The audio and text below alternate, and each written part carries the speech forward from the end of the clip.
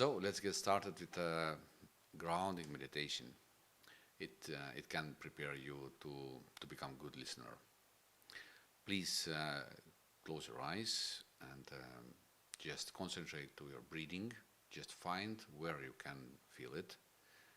Find it and concentrate to the 20-30 seconds. Just be a witness of your breathing. Please do it now. Then we can start and go deep.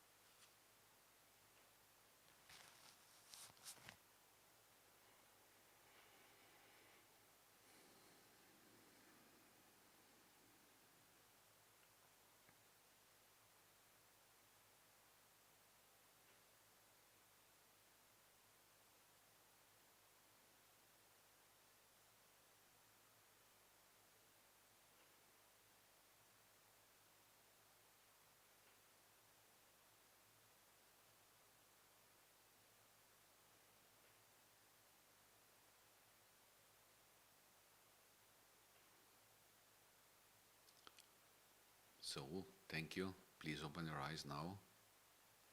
Seems you are ready.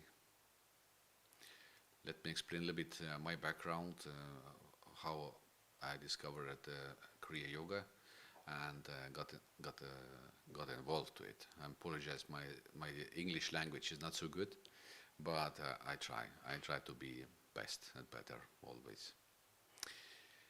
I've been looking for answers to important questions on my life. I think you know about what I'm talking now.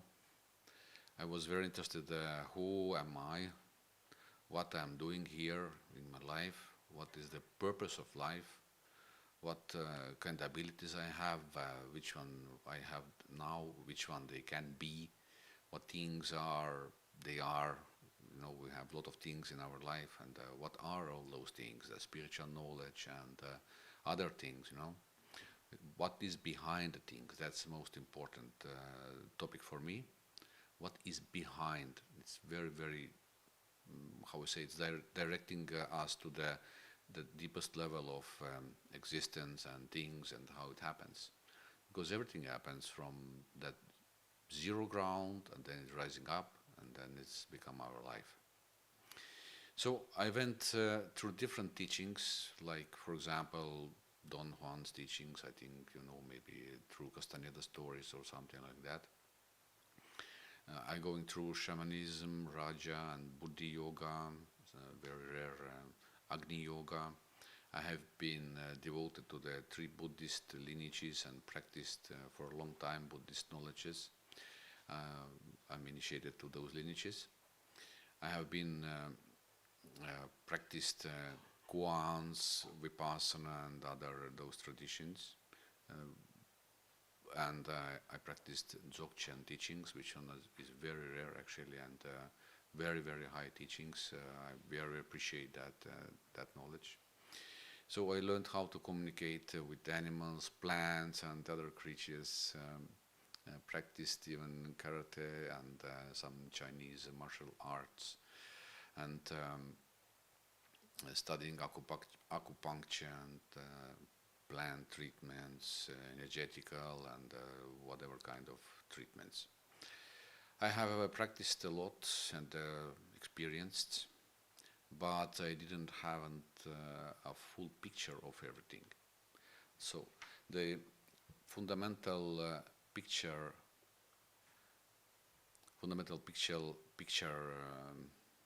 like full picture emerged instantly from reading 4 lineages from book of Master Govindan, Babaji and 18 Siddhar tradition, which I studied many years ago.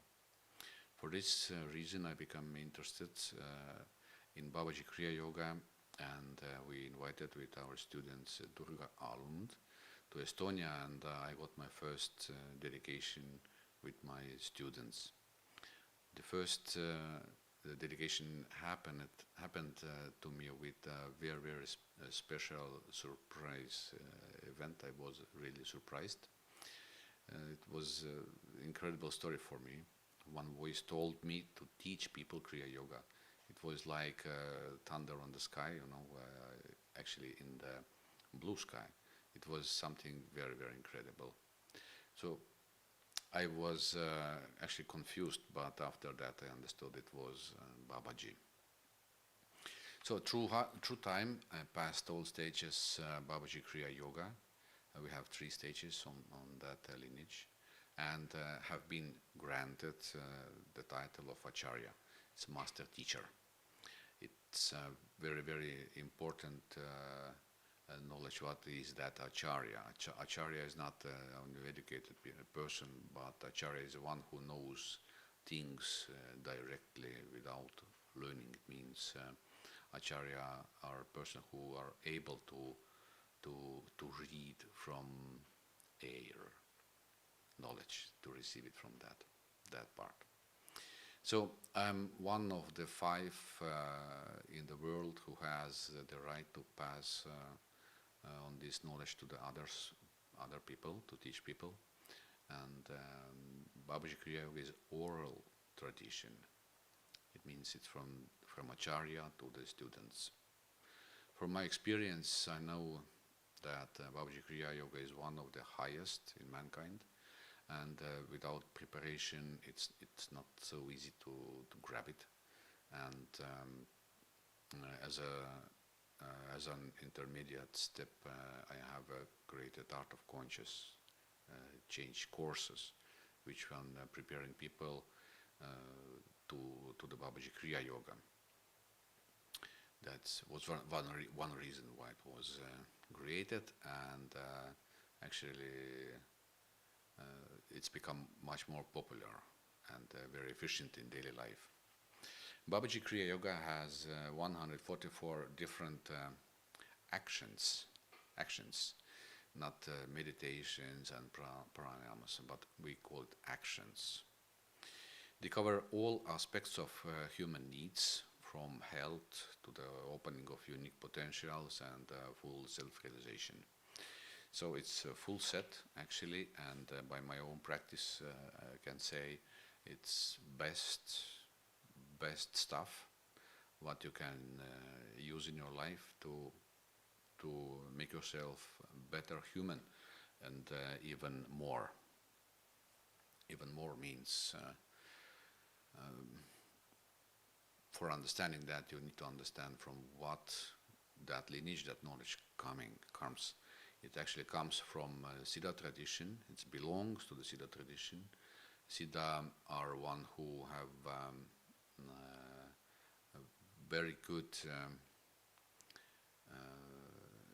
understanding about nature, how it works, and can use that knowledge in very practical way to make changes. Because whatever things happens, we're changing them in daily life too, but in more smart way. And Siddha means one who is perfect. And if you look in your life, you will see maybe it's not so perfect everywhere, but by right knowledge you can make it perfect and even more. You can become absolutely perfect and receive absolute self-realization.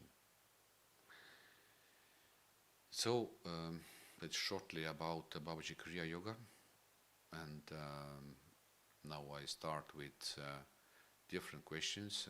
Thank you for your questions. I have a lot of different questions here about Kriya Yoga and other things, approximately 50 different questions. I make answer for all of them, what I can cover through 2 hours of our webinar. So I read question and then I'm making answer for it. First is a general overview and preparation for Kriya. Possibilities of Kriya Yoga.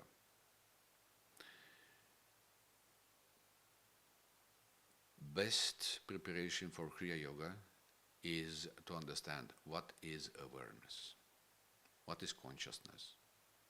Why it's important? Because word Kriya means action with awareness. Action with awareness means I know what I am doing. I'm directly connected to the things which one become influenced by me. Kriya Yoga is very high because our awareness in daily life not so good. We can't manage it so well.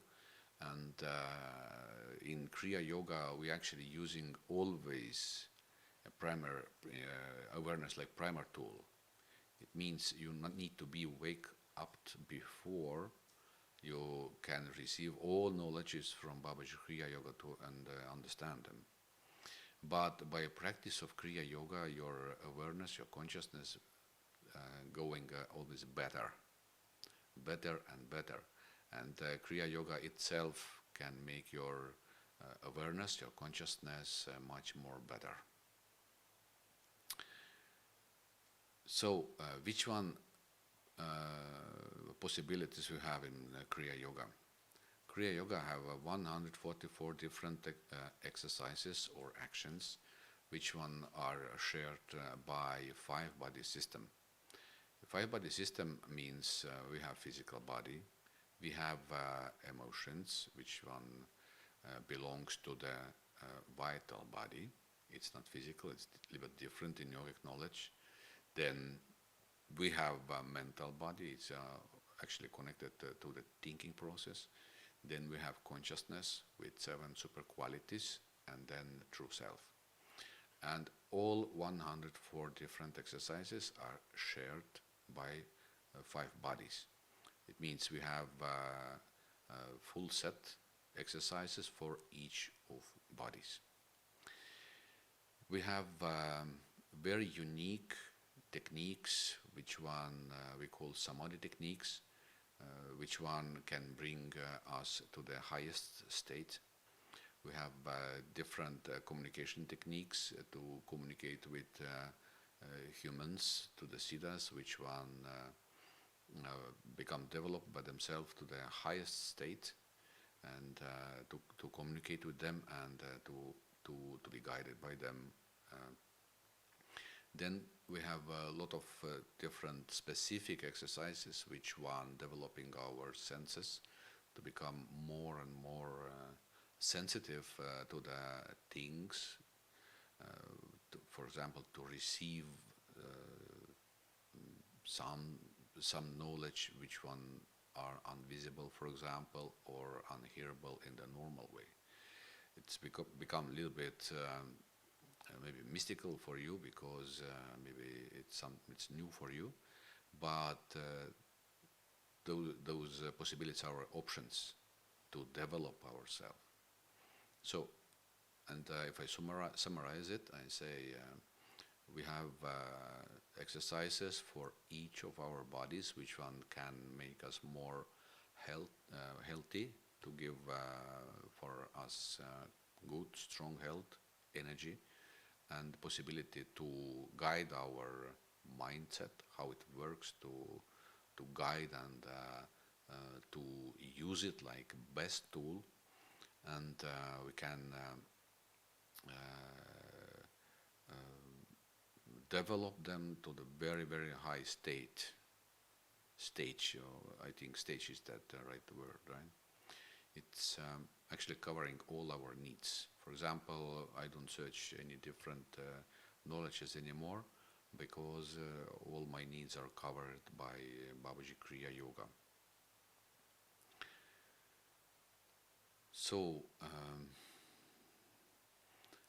for example, we have only 18 Kriya Hatha Yoga exercises, not 1,000, but 18. And it's enough amount of them to make your physical body health perfect. We have different pranayamas, which one are cleaning techniques to clean our subtle system, which one can give after that for us actually how that unlimited access to the different energies. For mind, you know how your mindset works, right? It's actually messed up, but Babaji Kriya Yoga techniques teach to you how you can finish that messed up situation and start to think properly. How to develop your ability to imaginate, which one become finally your ability to create something, and a lot of other things. What is maybe high, very very high knowledge is how to surrender to the our source. Maybe it's maybe difficult to understand to you now, but this is Bhakti Yoga. It means our absolute self-development happens if we making a surrender to the that kind of phenomena which one are beyond everything. It means basically we become one with it. But this is only information for you. It's not so practical today. But this is final state of self-realization. So next question: what makes yoga, Kriya Yoga, different to other yoga systems? Actually, I don't know that, because I know different systems. I know different teachers, which one fighting and which one talking these practices are best, and other teachers knowledges are not so good. But for me it's like some kind of a fighting of egos, where egos fighting to each other, and it's not purpose of yoga, of course. But if you're looking at the roots of yoga, no one real yoga can say we are created yoga. Yoga are not created by mind. Yoga are done for us. If you know what is insight, insight is a phenomena through which one we can know things without learning. And all yogis say our knowledge are from insights. No one of humans can make insights by themselves. That's the reason why yogi said it's done, or it's given for us. That's the right word. It's given for us from that source, which one are called teacher of teachers. So we are not creators of our knowledges. We are not creator of Kriya Yoga. It's done to us. And of course, it's out of any egoistic ideas or other things. It's beyond. Source is always beyond. And through long time, people are always interested about self-development, about different things around days life and in days life, and about nature, about these roots and what other things they are interested. And they asked questions and they received answers. And some answers was used by those people, and they developed those knowledges and discovering more about nature. And some of those knowledges become one part of some days teachings. It means it's always starts from inside to the one person, and that person developed that knowledge and received more insights, and nature start to start to open itself to that person.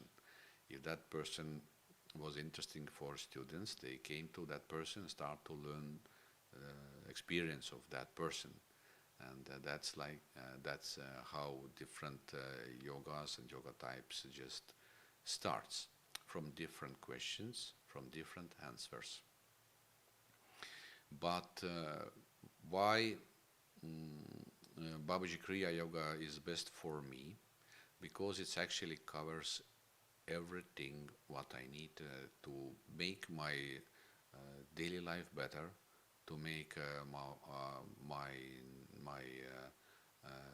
spiritual development better, and from beginning to the end. Yeah, I think it's good to say that. So sometimes if I'm looking some kind of yoga schools, I see they using only some kind of elements of yoga, and they don't use another elements which one actually are very important. Important because yoga is never only for one side of us. It's actually need to cover all our different levels what we are using in daily life. And sometimes if people using some kind of that kind of yogic knowledge, they become a little bit like one-sided. But one-sided means disbalance. It means they are not balanced anymore, and I think it's not so good, right? So next question is Kriya Yoga is today's world. Why aren't the Kriya Yoga practices commonly known? Babaji Kriya Yoga practices are not known commonly because it's oral tradition. It's not written down on the books or paper or internet. It's oral. It means Acharya is that one who can provide that knowledge to the students in live how that in a live form, or how is it that yeah, like directly, right? Because if people become initiated to Babaji Kriya Yoga, they need some kind of energy which one become connected to them to support this practice. And that is a meaning of oral tradition, to be connected and to give more than only knowledge to the students. And it's not possible to receive that kind of initiation or part of initiation through books or internet. So that's why we keep that oral tradition, and why we don't expose it in the internet on the through books. Babaji Kriya Yoga practices need to be explained again and again, or precised, because do you like or not, they become changed by time, by students, because this understanding become a little bit wrong, because they have wrong information about it. And we have some kind of satsangs, or satsang means it's a gathering. Teacher and students come together, and they start to talk about practices, and then Acharya start to understand they're practicing in right way or wrong way, and they become again guided to the right path, and they become adjusted by time to the real practices. Why it's like that? Because Babaji Kriya Yoga, 144 exercises are exercises which one are used by Siddhas, or Siddha tradition people. Siddhas, like I said before, they are very, very highly developed persons, and of course there is understanding about practices. How to do those is different if you compare it to the people who don't know nothing about it. So it means actually like Acharya, one work of Acharya is to help students to adjust, and to guide them to make all exercises in right way. It's like from surface, he guides them to the deeper, deeper, deeper, deeper to the that real state, real understanding. That's the reason why people which one are not guided, they dropping actually practicing because they don't have results, because they're making something in wrong way. It means if you're making Kriya yoga exercises in the wrong way, they don't work actually. You can't receive any benefits from them. So, but if you learn, if you're practicing and going to that real level where Kriya yoga actually starts, you start to find the real things, and actually you become interested because you can receive different understandings, and some insights start to come and start to guide your self-development, and that's become interesting and real Kriya yoga. So next question: how crucial are the differences in the various Kriya yoga lineages? How did so many different styles came about? You know, yeah, we have a couple of different Kriya yoga lineages around the globe, and some of them are known, some of them not. Maybe best or biggest which one are known is lineage from Yogananda, and because he become famous in US and he have books about it, but it's not so important. Why? Because if you're looking source of Babaji Kriya Yoga, and then you start to understand it. I'm explain it. Babaji appears to the different persons through different times, different centuries, and shared knowledge about Kriya Yoga techniques to the different people, and he shared different knowledge to them. And of course, that those knowledges that individuals start to practice those things, and some disciples came to them, and it was like spread out in this way. So, and all those knowledges are right if they are not mixed with some kind of another knowledges. That's actually one task for Acharya to teach those practices in right way, and to look to the students and prevent them from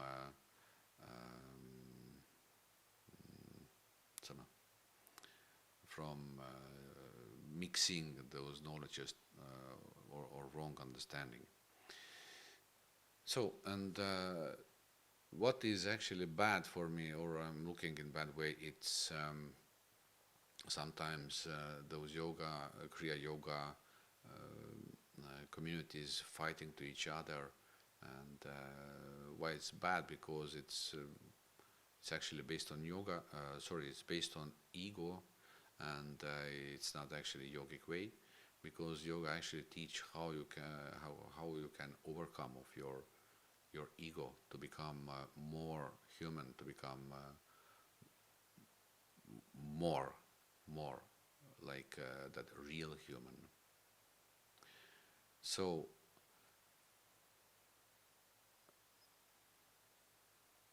next question is, are spiritual healings true in autobiography of a yogi or Yogananda autobiography? Yes, it's actually true, but it's very rare. If you're looking at that book actually have a lot of those stories. They are concentrated on that book, and it can make some kind of idea. It's everywhere there. Sorry, but actually it's very rare, very unique.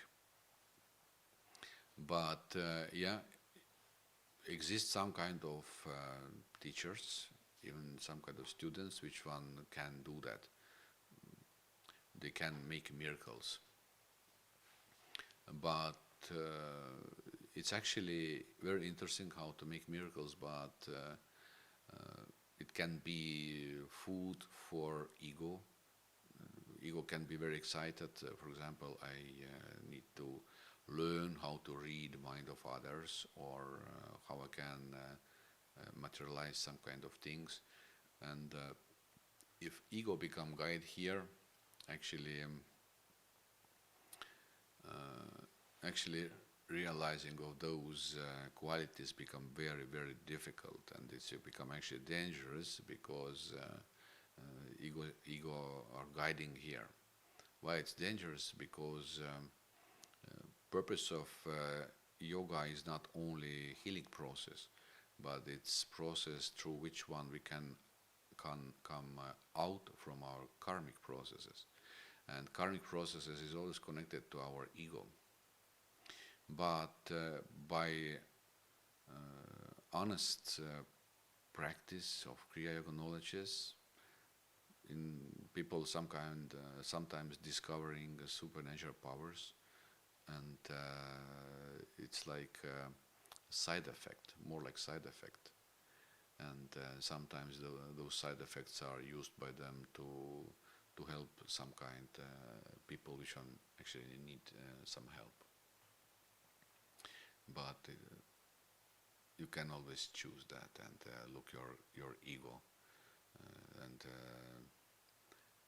to look how that in English to look or to prevent it become food for ego. Next question: how to connect Kriya Yoga to everyday life? Some tips or practical examples. Babaji, Kriya Yoga are created for common people.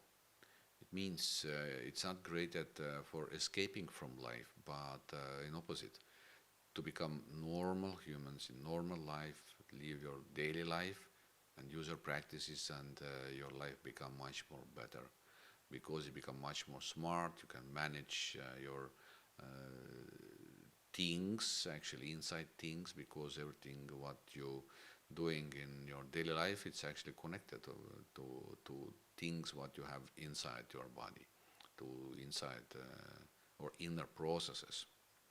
So it means basically Kriya Yoga are created for using daily in daily life. So it means it's already connected to the daily life. Some practical examples. For example, if you're looking at your physical body condition, and maybe you find out you have some pains here, some discomforts there, and it can really influence to your daily life not so well. Through Babaji Kriya Yoga exercises, you can heal your body to make it in good condition again. And it can help you in daily life, right? If you don't have any pains or discomforts inside your body. Some pranayams can heal your physical body too, and they can give to you more energy to use that energy in daily life.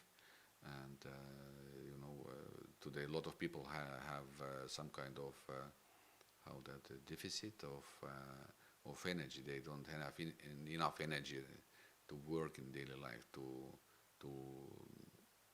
They need some kind of support, right? So, and if you're looking at your mind, how your mindset works, you will see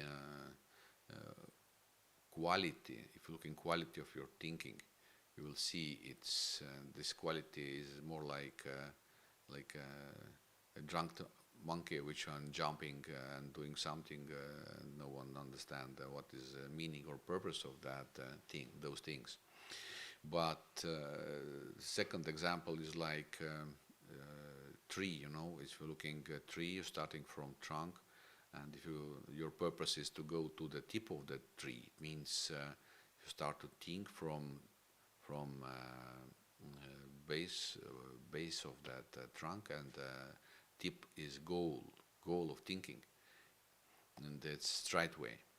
But if you jumping to the different branches, it means it's very difficult to go to the tip of tree directly, and that's explanation how we are thinking actually. We're always changing topics, always changing information in our mind, jumping to the different things.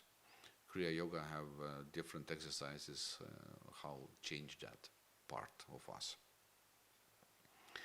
And of course we have different techniques for development of our consciousness, quality of consciousness, and even go beyond those qualities.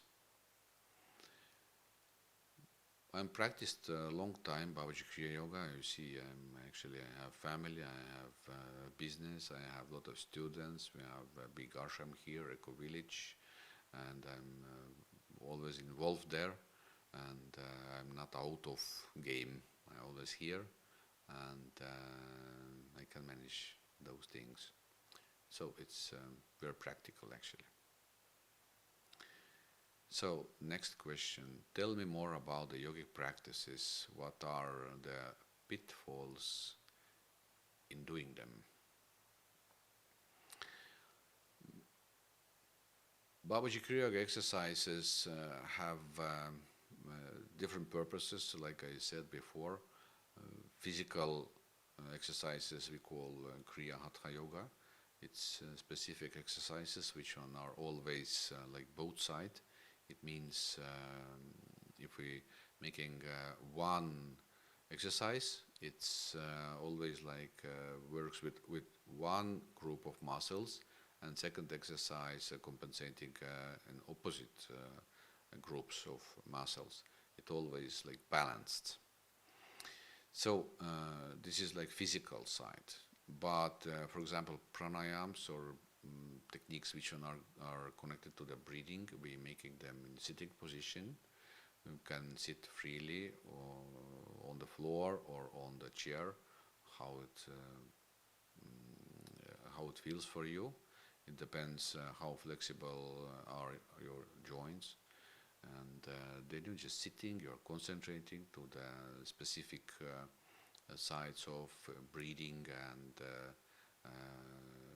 place for consciousness to provide some kind of specific actions, micro actions inside. We don't have that kind of exercises which one are called meditation. We have exercises, we call them dhyan. Dhyan means actually action. It means we acting inside, we doing something and concentrating, and we know what we are doing, and then we just developing our ability to act inside our body to make different changes to become not only master of them, but to create our tools perfect. About thinking, I'm already explained before. We're using different exercises or actions, for example, to managing of our awareness. We have exercises or actions for concentration, for different senses. We have mantra yoga side. We're using mantras for activating our inner system, vital body system, to make it more powerful, because today it works on minimum regime, in the minimum level of energy, and we're making more and more energies, because everything depends of your energy, how much energy you have in daily life. Your body health depends, your success in your life depends about your energy, and everything actually are connected to the energy. Then we're using different mantras to be connected to the different natural forces, which one are very, very highly developed intelligent life forms, and some kind of other things. All actions or dhyans, we're making them in the sitting position, and yeah, it's not so much different things here. So what is some kind of pitfalls here? I don't know actually. We don't have any pitfalls here. Pitfalls or all pitfalls are created by ego. It means if your ego become excited about some kind of results, it means ego need to be best in yoga, for example, to become more and more flexible, or to receive a lot of energy, kundalini energy from in your system, or to develop some kind of specific abilities. Those are actually pitfalls. Pitfalls is always if ego is there, you are in danger, because ego making pitfalls. So it's just that simple kind of explanation. For example, Kriya Yoga never can be fanatical, because Kriya Yoga is, how I say, it's measured. You need to measure your steps. If you become fanatical, it's become dangerous for you. It's not so important to do a lot of practices. It's much more important to do practices in the right way.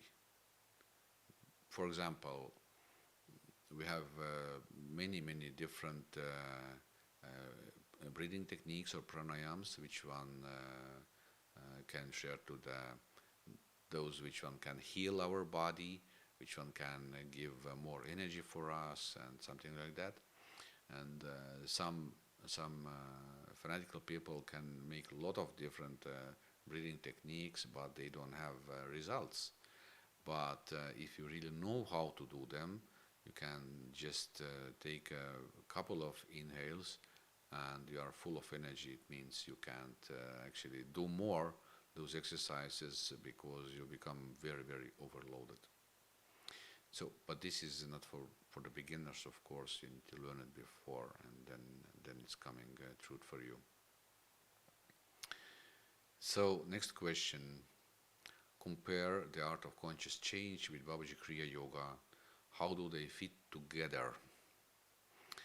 Actually, I initiate people to the Babaji Kriya Yoga, and then I found actually they don't use any more awareness to make Babaji Kriya Yoga exercises or actions, doings.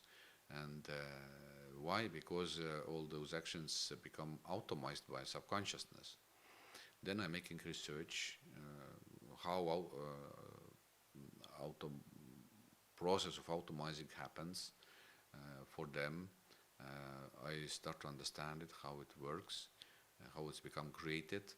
Then I'm making next research how we can overcome that, how we can release all those automatical processes.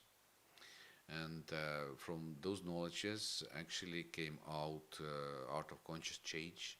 It was born. It was hidden actually from society, but one student came once to me and said, you know, that art of conscious change, it wasn't named like that before. It's so efficient. It works so good to the students, and make them free from automatical processes.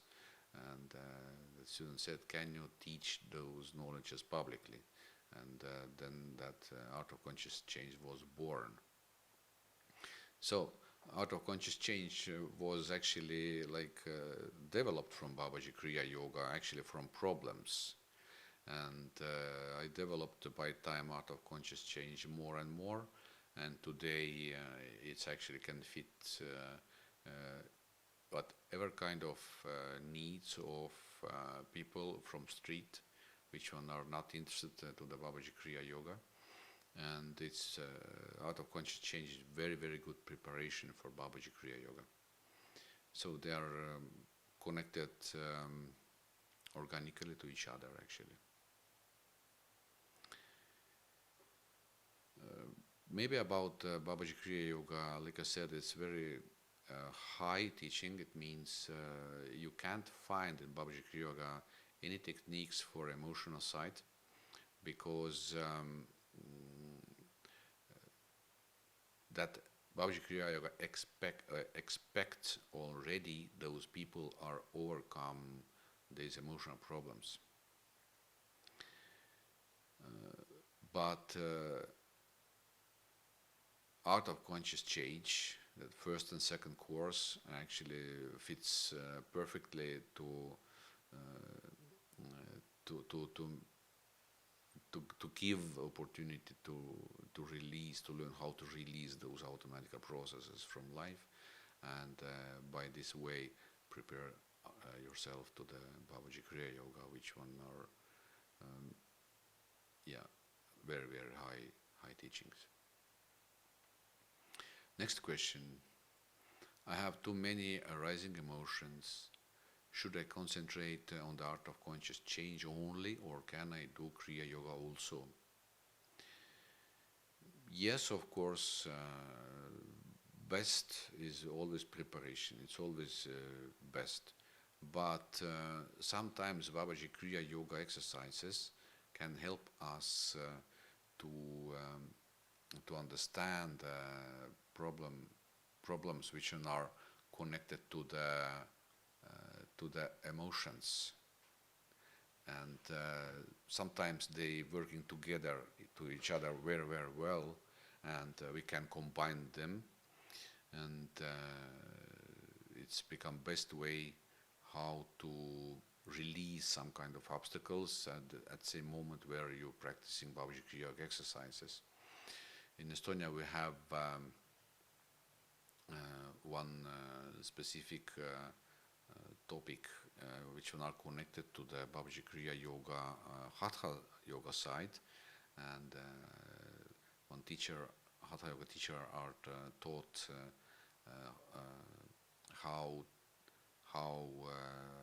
activate different emotions and concepts which are connected to the physical body, or to activate automatic processes through physical body exercises.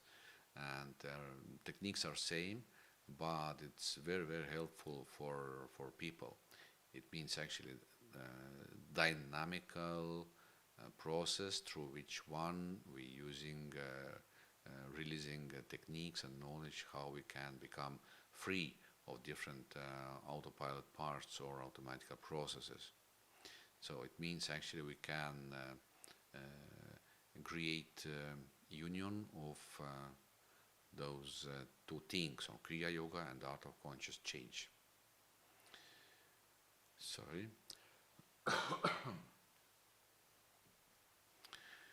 So next question. How to help a person who is not doing techniques and suffers from anxiety and depression? It's very difficult question, actually. Question is not difficult, its answer is very simple, but it's very difficult to help those people. And first, what I'm suggesting is first make understanding for those people how they suffering from anxiety and depression influencing today's life and others, which one living, for example, with that person. So that understanding is first step for changes, first one. So that understanding is not explanation. Understanding is process through which one that another person just have some kind of insight. It means it's that person start to understand what is the problem of that person, for example. And because normally we have two kind of ideas or two kind of beginnings. First is I need it, I like it because I have some kind of emotion to that. Second one is idea, that idea which one supporting some changes. Both are not so good. Why? Because emotions can change and thoughts can change too, right? And that's the reason why those tools doesn't work properly, or they can't give for you that long-term opportunity to use some kind of knowledge. The third option is understanding, that insight, yeah, the ability to understand. If you really understand how your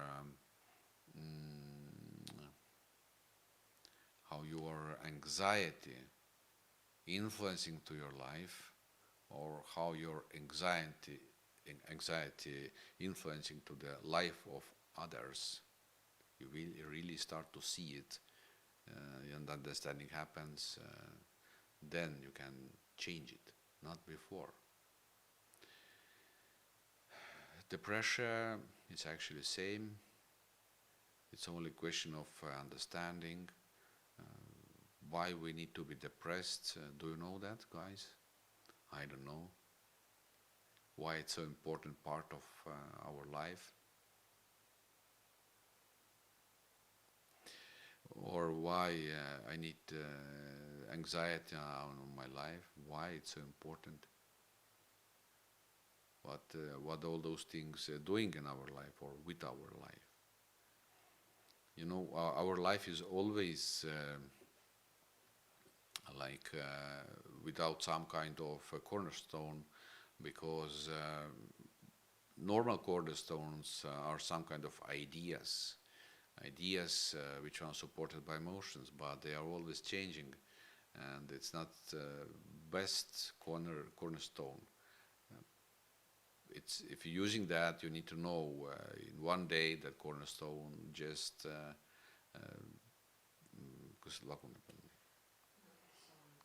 just dissolves from your life. Then you need some kind of another cornerstone, and then third one, fourth one. It's not that strong way. It's my opinion, of course. So you need some kind of different cornerstone. For example, consciousness. Consciousness is always very stable, right?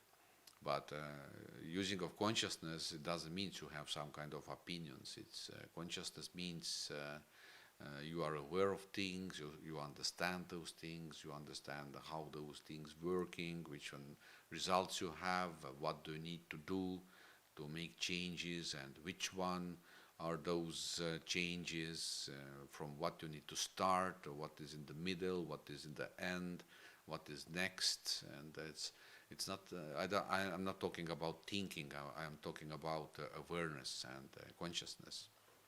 It's really very good cornerstone, and it's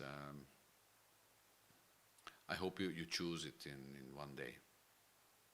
Then your life become much more easier, much more smart, and become driven by you.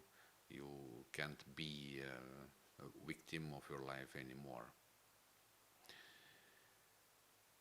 So, next question. Can Kriya Yoga eliminate bipolar disorder?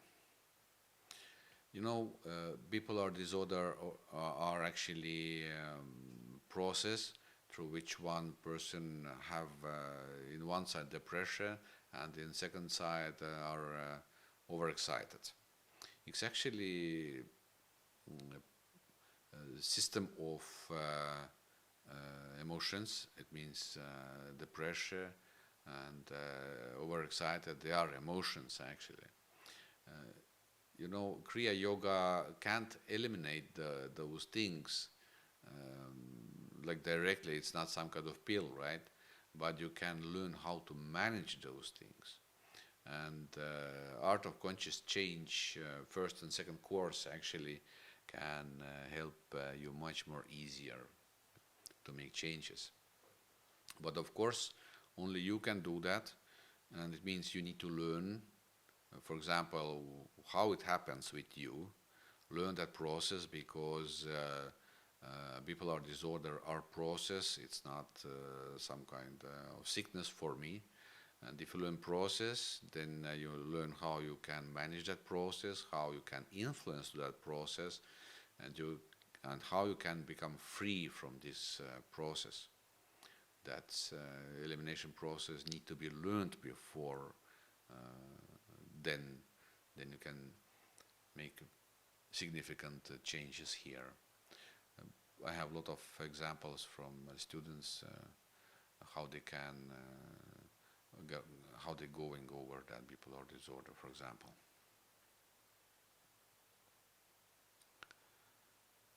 So next section is Kriya Yoga Retreat questions. What to expect for Kriya Yoga Retreat? Sorry, let me see chart. Okay, I don't have questions here. Good. So first question, what do I expect for a Kriya Yoga Retreat? Preparation for retreat and talking about ceremonies.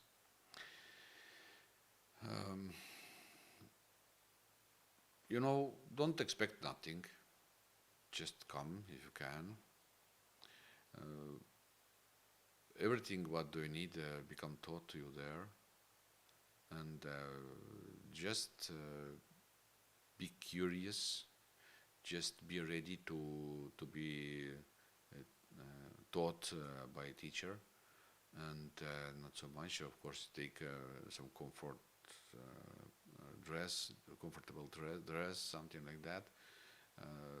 It's not running process. It's more like sitting, and physical exercises are not very strong. In the beginning, everything is very soft.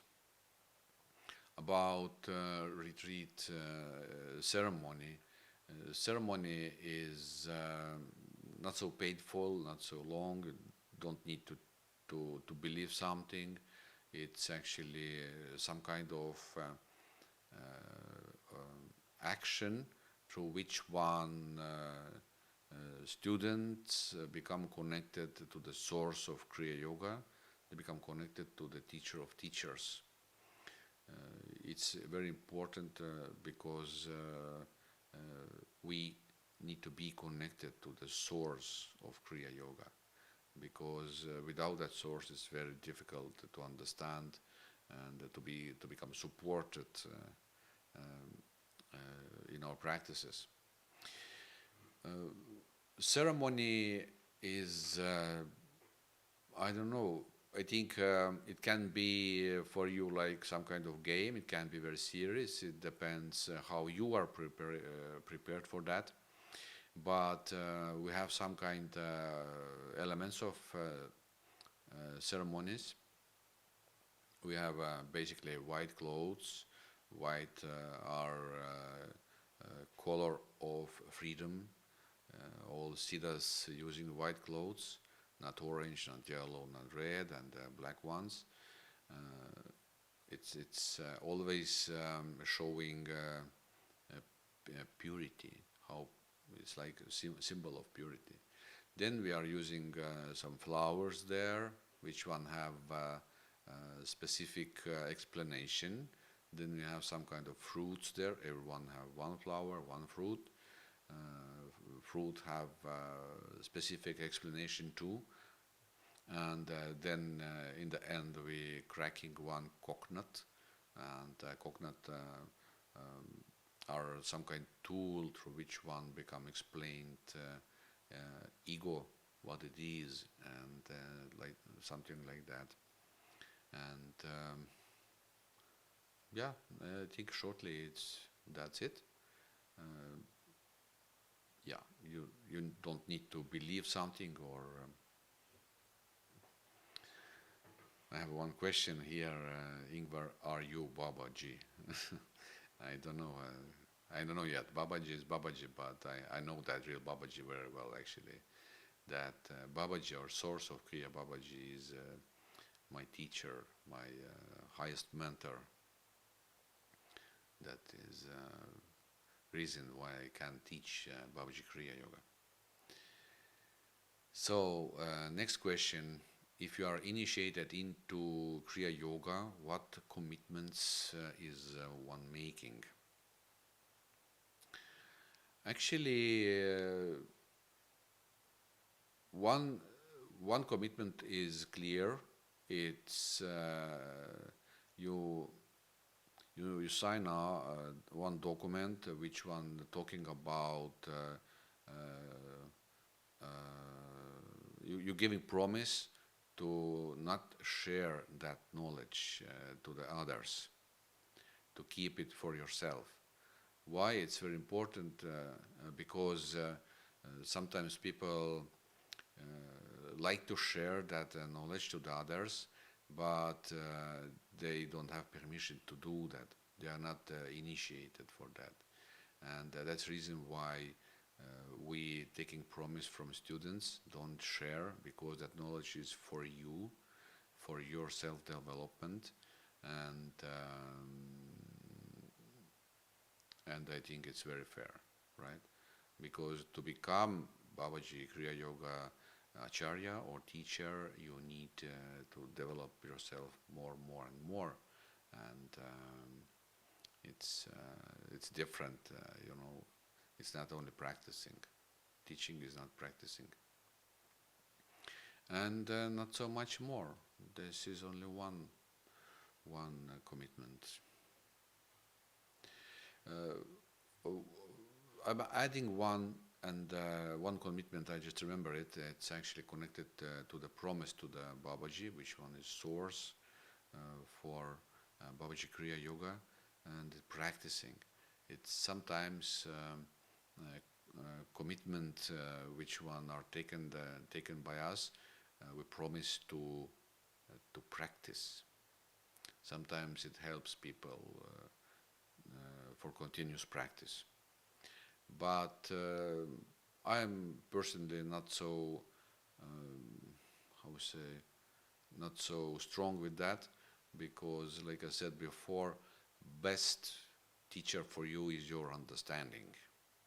Where you are today, what is your problems, what you can be, and where you can develop yourself. That's your real teacher. Your personal interest is that one. No one can commit you to do things which one are not understood by you. So next question.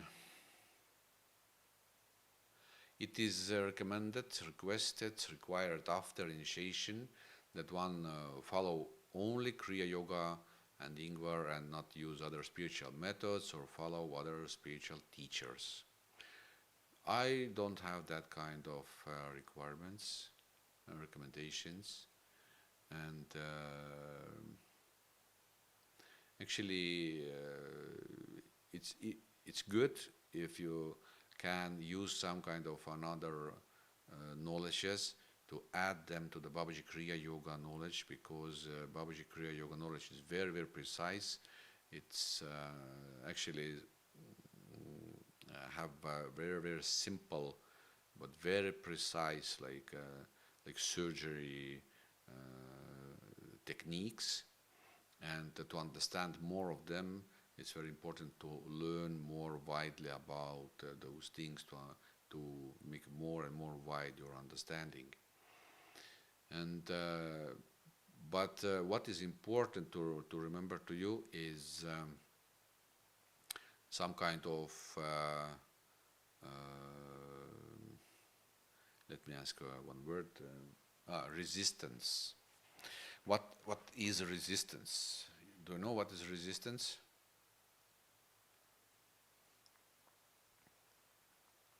For example, if you're sitting down to make some pranayam, for example, you have some kind of idea or emotion, and the idea said, "Oh, I don't like to do it anymore."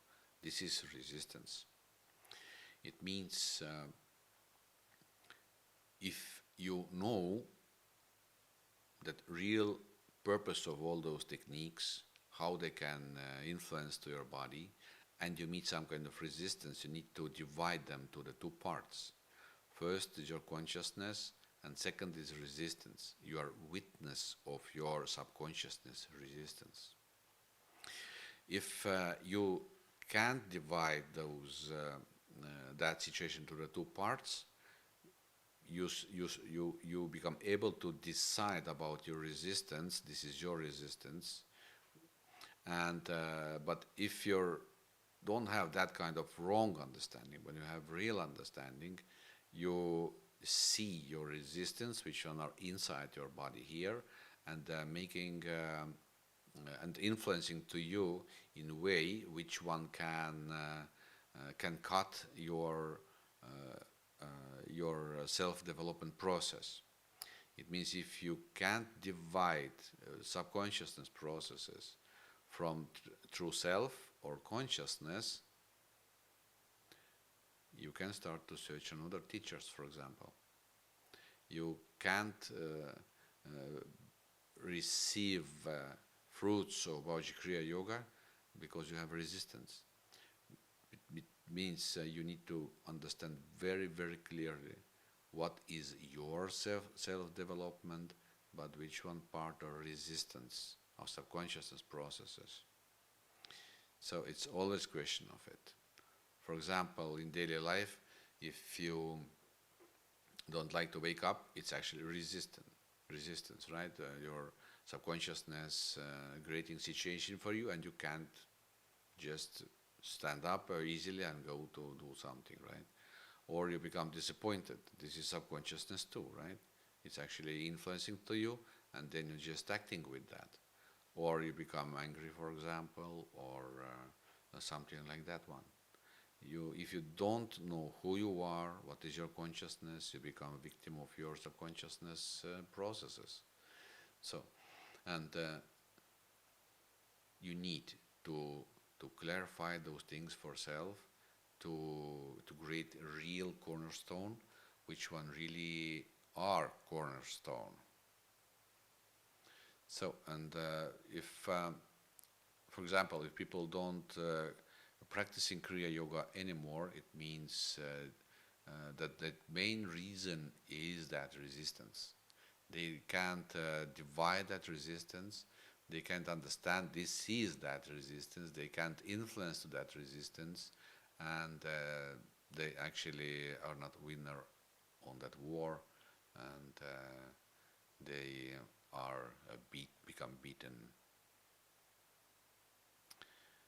So I saw people in our country and in other countries, which one was initiated to the Babaji Kriya Yoga techniques. They are going to the another teachers because it's maybe more fun, you know. Today we have some kind of strange yoga classes, you know, with some fun things, with music and other attractive things. Actually, it's not yoga anymore. It's more like entertainment, and but it's more fun, you know. You can be there and you have good emotions, and to become involved to the group of those people, which are supporting each other emotionally. But actually, you know, it's not yoga anymore. It's not yoga. It's something different. Yeah, we can talk about those things if I'm going to the initiation next time. More and more I can make different lectures about those topics. So next question: what is the daily time commitment for the practices one learns at the Kriya Yoga retreat? Kriya Yoga, it's like integral yoga. It means we have different techniques which one can influence the different parts of us and influence in harmonic way. I think is the right word. It means it's not important to practice very lot, very strongly. It's enough if you practice in daily life, just little bit and little bit and little bit. I think in daily life it can be maybe maximum in 1 hour, and in evening time 1 hour. If you're using 18 Kriya Hatha Yoga asanas and daily pranayams and daily dhyan. But if you don't like, for example, develop your Kriya Hatha Yoga side, you decide to use only pranayam or only dhyan. I think it takes maybe 20 minutes or something like that for one session. And if you're making 2 sessions, it's 40 minutes per your day. We have very specific instructions. I can share them now. It means you can combine those knowledges. For example, you making in daily practice one part of physical exercises. It means one asana and second asana. One is main, second is opposite. Only one exercise, not so much different. Then you can making one pranayam. One pranayam is maximum 16 kriyas or 16 inhales and exhales, not more. Then minimum for dhyan is 15 minutes. So that's not so much, yeah. So, but it's good enough to influence in a soft way to your daily life, your systems. And what I am like here, it's a soft way. It means it's not so hard, because I know some kind of yoga schools where they, for example, making 300, 500 pranayams or breathings, for me it's actually, sorry, but it looks like crazy a little bit. And yeah, it's actually not so much. Kriya Yoga is very gentle for you, actually. Right? So, our practices are divided to the different weekdays. In each of days, we're making one specific pranayam twice, and one specific dhyan twice per day. And the next day we have another pranayam and another dhyan, and third day third pranayam and third dhyan. So all of those practices are shared to the 1 week. So, and it's not so difficult actually. So let me see. Here is one question.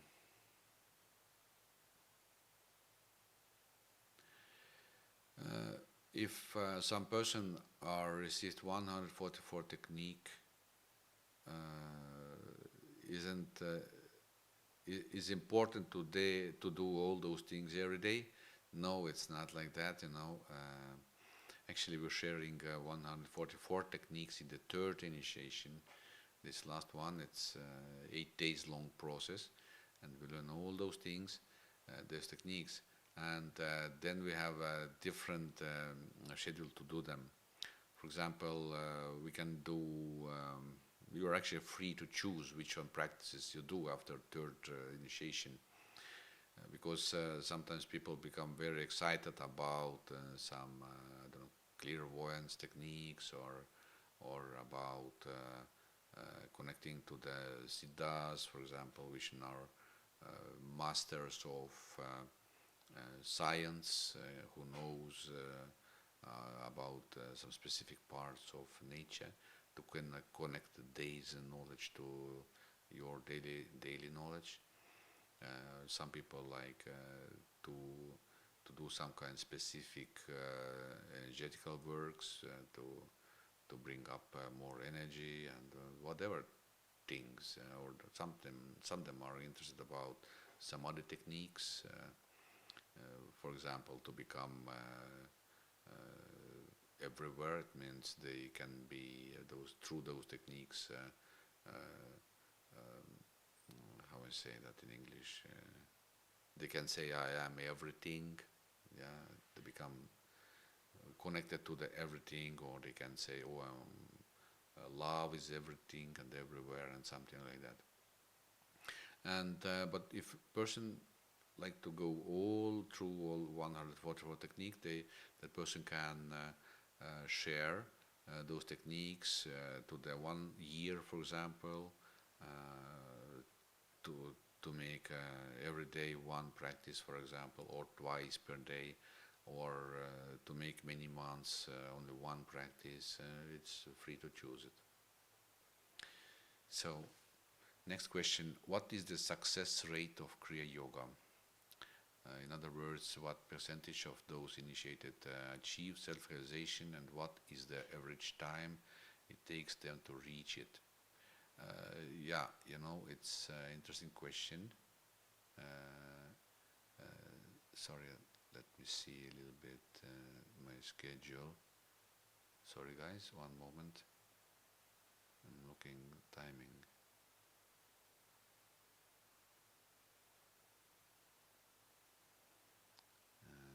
Sorry, one moment. Okay. So,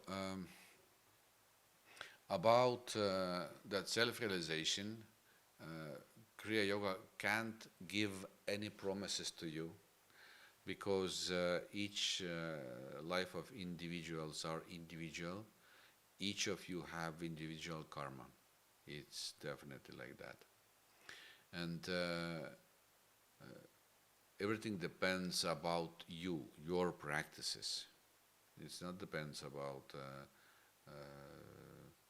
Acharya or source of Babaji Kriya Yoga. Depends of you. What is important for Acharya to guide you, to give that real knowledge to you, which one can serve that final purpose. But no one Acharya can give it to you in first steps, because you need to be prepared for that. Which one percentage? I don't know that, because it's not like some kind of a question of statistics. But we have different self-realizations in Babaji Kriya Yoga. For example, out of conscious change, which one are born from Kriya Yoga needs. Actually, in first initiation, first course, first day, at the end of that day, practically I'm guiding people to themselves, to find that real, true self. That is actually a process of self-realization. But people can't stay there. It means they need to do something different. They need to be interested to be self-realized, and it means some kind of specific actions to do that. And it depends how they are doing it, because self-realization is a very personal question. But achieve God realization, this is next step. It's much more bigger and wider. It depends about tools through which one you can be God realized. For example, samadhi techniques, they are God realization techniques. It's connected to the third initiation, where we share those knowledges.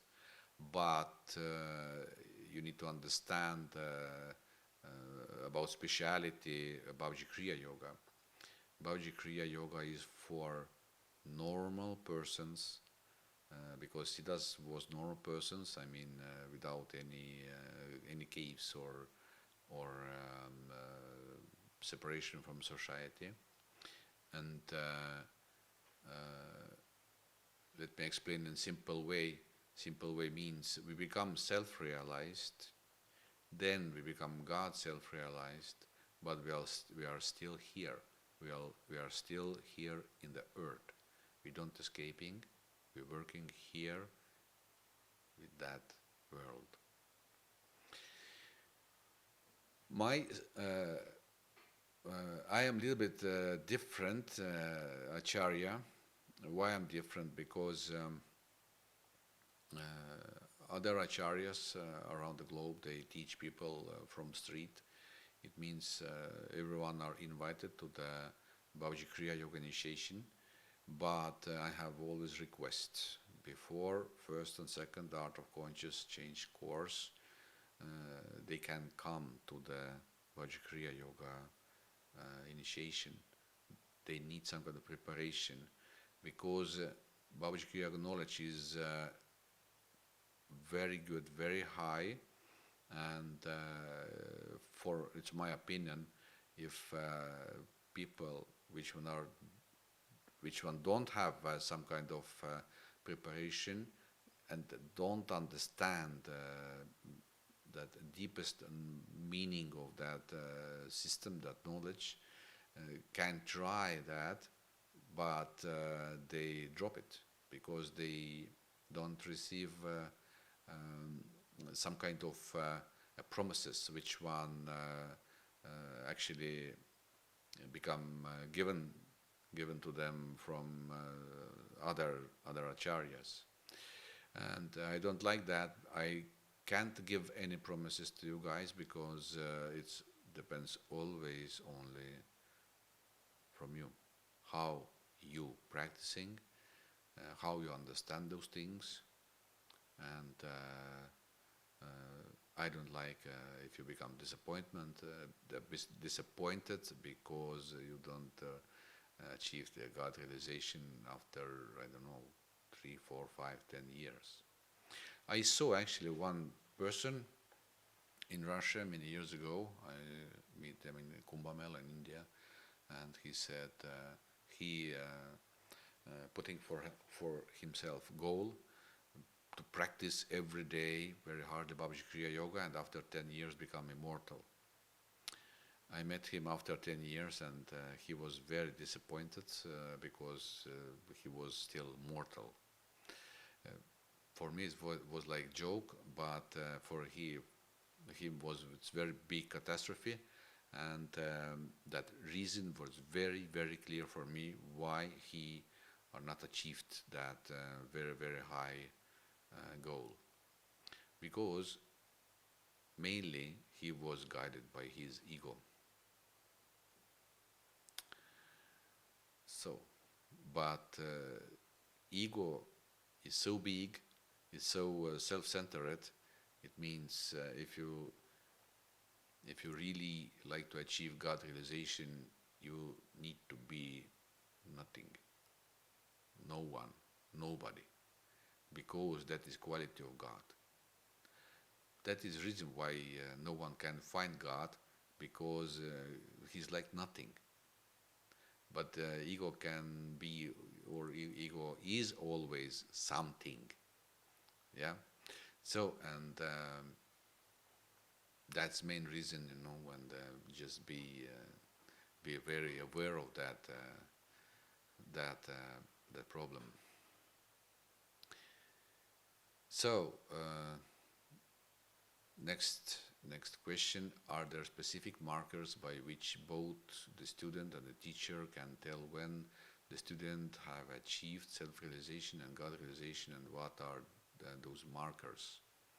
Yes, of course we have markers, and what they are, they become exposed by practices. I see, I have a lot of students here in Estonia, which are initiated to the Babaji Kriya Yoga, and I see them, and they understand very well, so they have progress.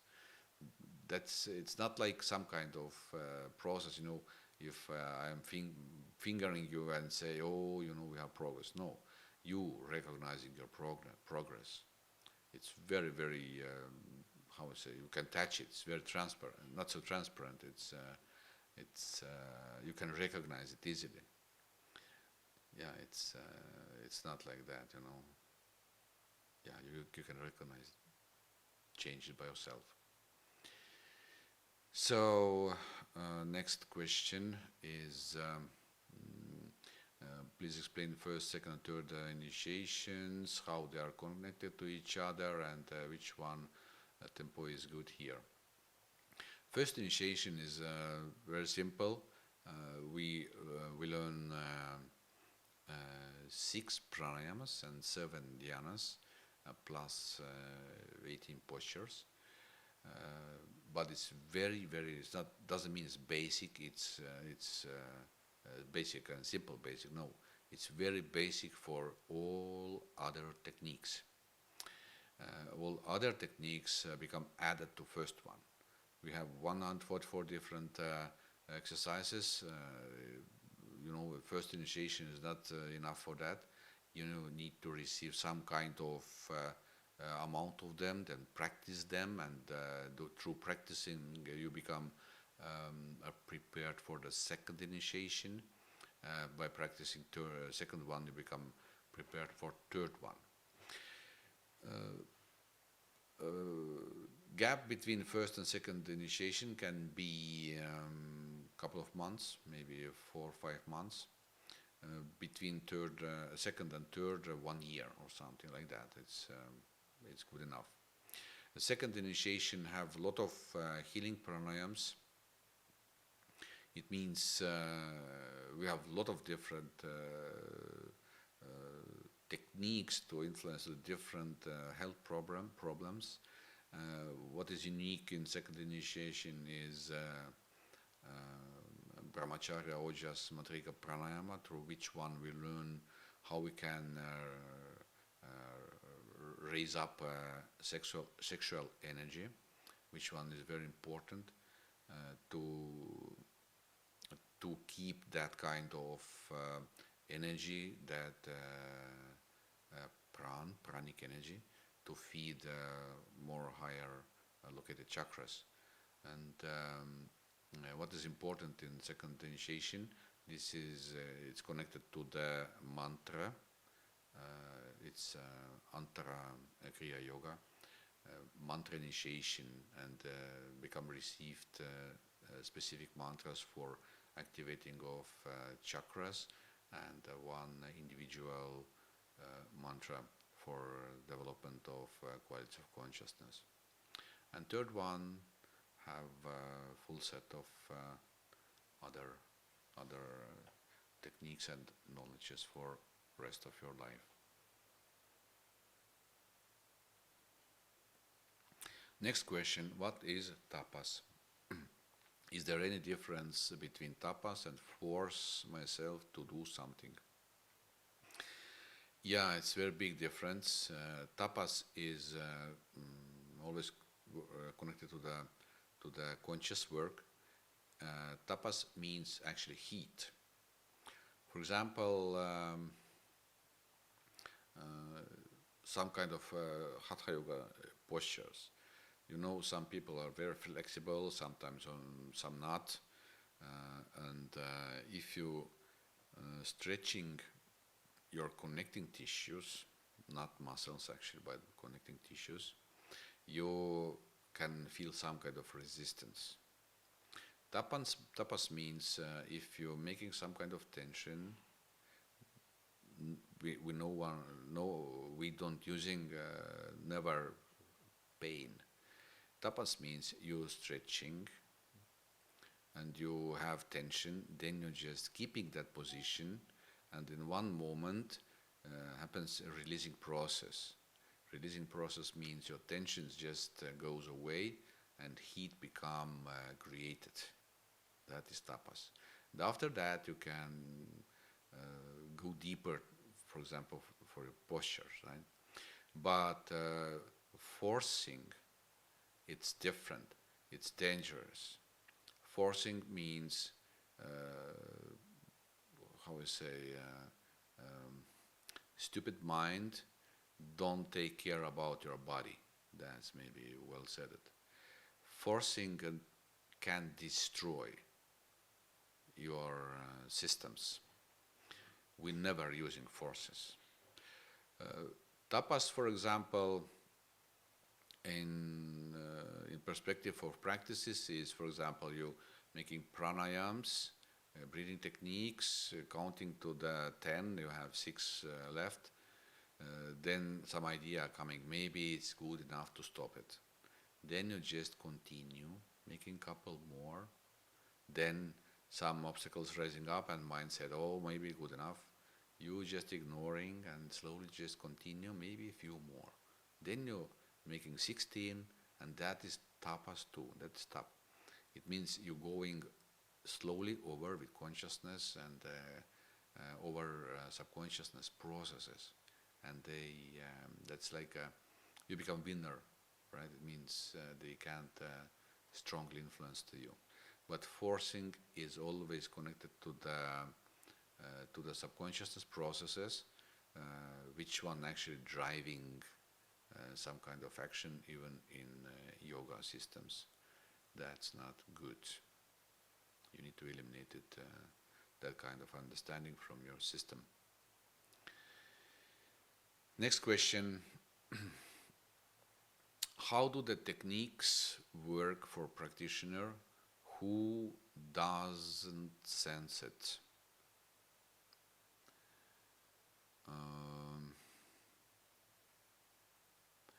You know, those techniques doesn't work so well because sensing actually is not so important.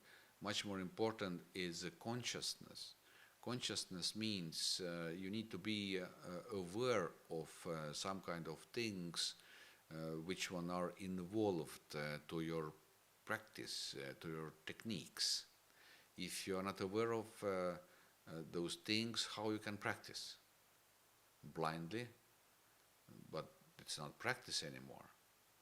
You can develop your ability to sense things, to make them more clear.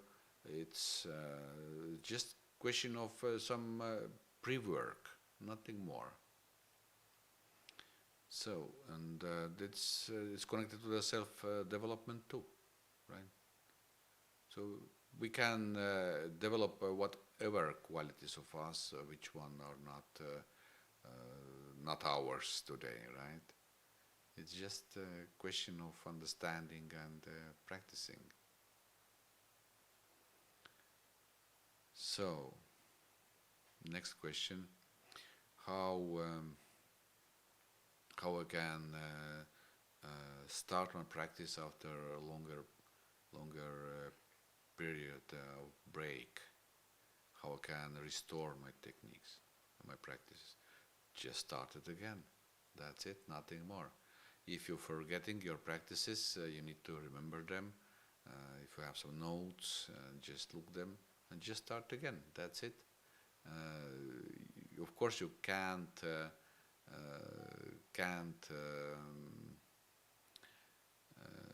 replace that wasted time, but start again. That's it. Replacing is never possible, and you know, sometimes it happens. Some other things coming to our life, and we can't do some things anymore. It's like normal life, but if you overcome those things which are influencing your practices, then you start to practice again, right? It's no shame here, no problems. It's like normal life, you know. It's yeah, it's not problem at all. So I have one question in the chat. Let me see what is here. Here's one Estonian question: what happened with humans after death? You know, in yogic knowledge, we know after death, physical body actually dies, but our subtle bodies, they don't die. It means your emotions, your energies are still here, your mind, your thoughts are still here, your consciousness are here, and true self are here. Everything those parts just living your physical body, and those parts traveling by, we say, karmic winds, and they become driven to the specific places where life of those spiritual people without body just continue, right?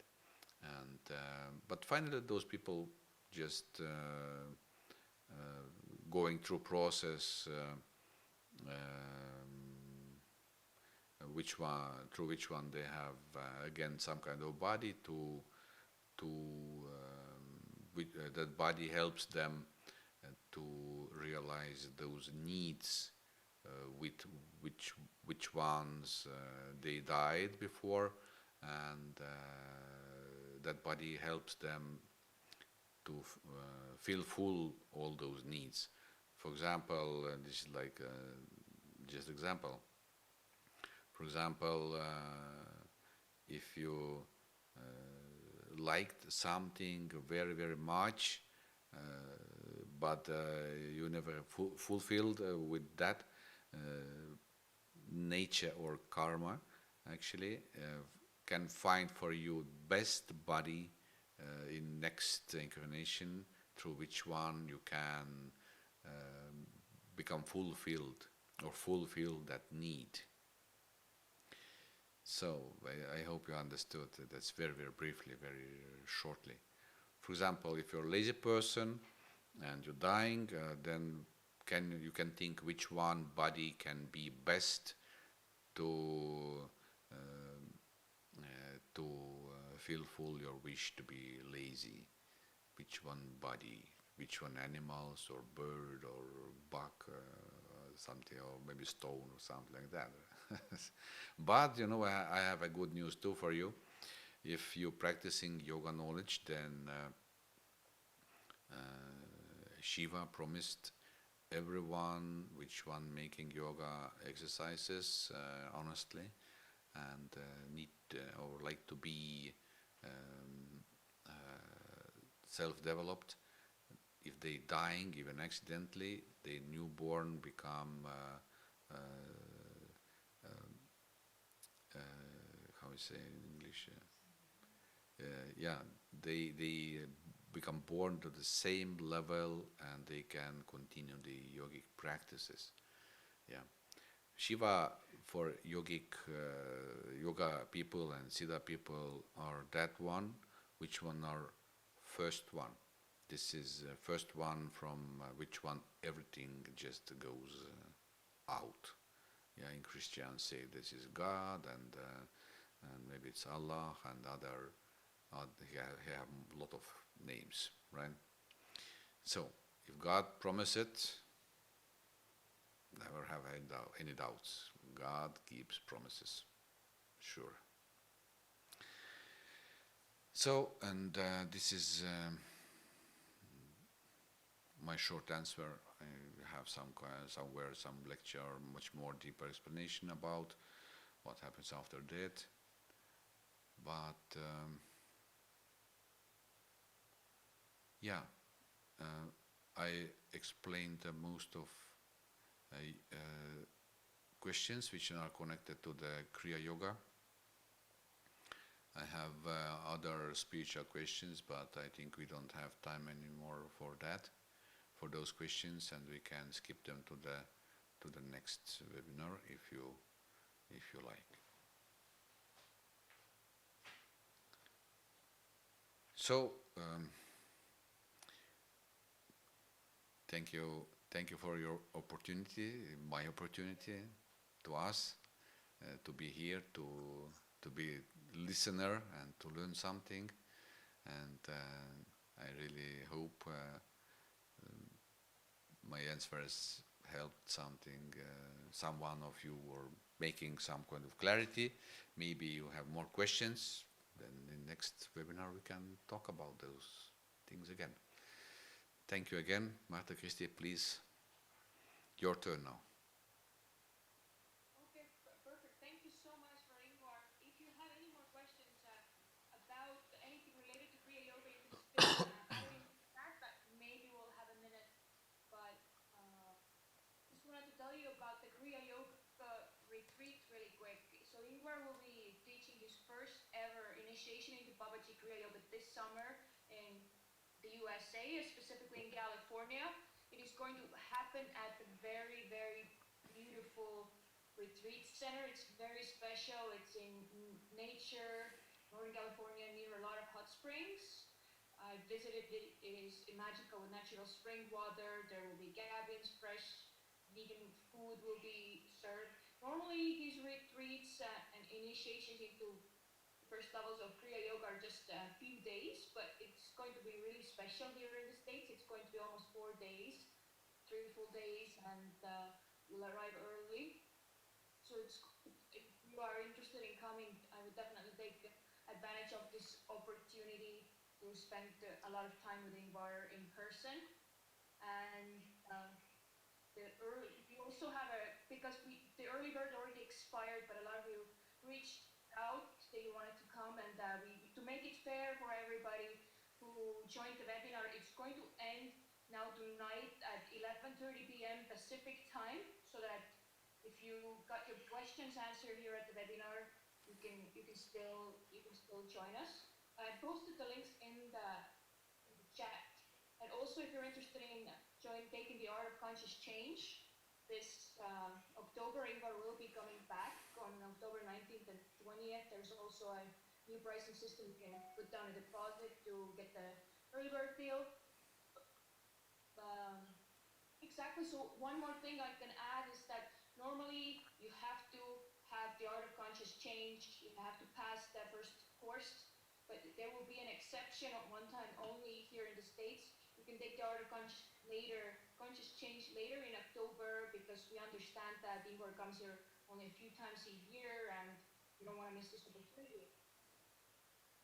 So, yep, I posted everything in the chat. The recording of this webinar will also go out once it's ready. And there will be another public webinar with Ingvar next month. It's on June 23rd. So if you have any questions, or not questions, but topic suggestions, if there's something you would like Ingvar to talk about, any specific themes, we have had different topics before tonight. Today is a very niche topic on Kriya Yoga, because the retreat is coming up. But if there's any topics you'd like Ingvar to cover, you can send us an email at hello@human20.co or post here in the chat. And exactly, so maybe we have a few more minutes, Ingvar. Maybe you wanna, maybe there's somebody who has any retreat related urgent questions, we can open up for Yeah. one or two questions. Yeah, yeah. I have actually one explanation. No, actually, that initiation is 2 days. It's not normal schedule, but I make it 4 days long, because not we're practicing normal way, but we have a lot of time to talk, to explain, to learn each other, and look all those things, right? I'm just like to know who you are, and maybe help you with other questions too, right? That's the reason why it's 4 days long. Okay. So, guys, if you have some questions, please.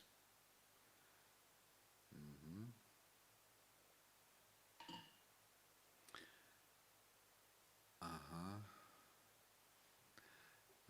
One chat are here. Question in chat. Maybe I have some suggestions where to go to to learn about Kriya Yoga, absolutely, to become involved to it for a longer time. I actually don't know where is those places. We have one place in Estonia, but you need to know for Babaji Kriya Yoga. You don't need some kind of specific place.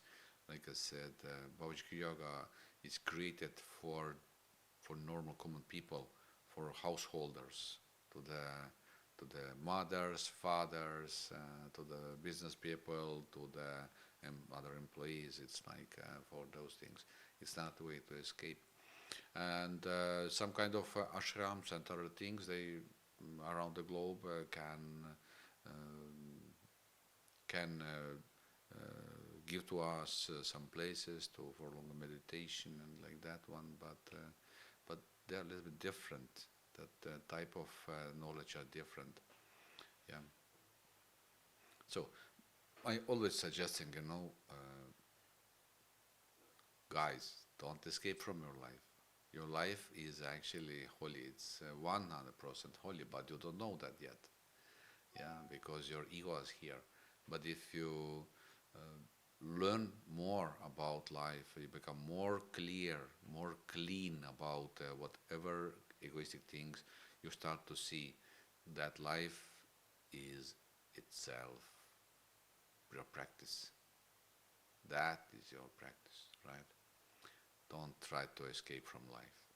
Otherwise, you need to come back to your life, right? You can't be absolutely self-realized. You need to accept life before. You need to understand your problems with problems with life. All those problems need to be resolved by you. Yeah, and then life start accept you. Yeah, change your attitude if you can do that.